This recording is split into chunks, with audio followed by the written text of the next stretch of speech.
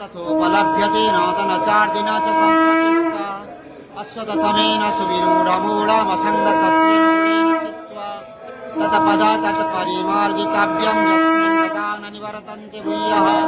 तदोषाध्यात्मं नित्याभिनिवृतकामा द्वन्द्वैर्विमुक्तैः सुखदुःखसंजान्ते वायुर्गन्धा निवासयात्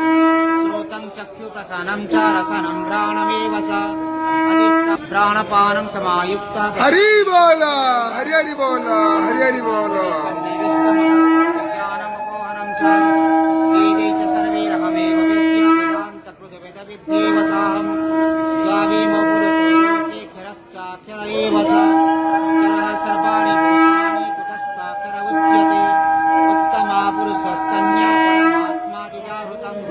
जो लोकत्रयमाविश्य विभर्ता ईश्वर यस्मादक्षरमतो अपि क्षरदा अपि चोत्तमा अतोऽस्मि लोके च मेदेश्च प्रथितः पुरुषोत्तम जो मामेव सम्भूतो जानाति पुरुषोत्तम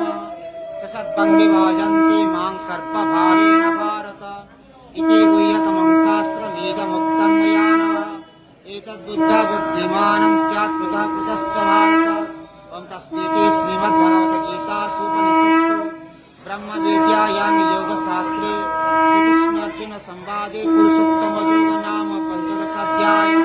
ओं कृष्णाय वासुदेवाय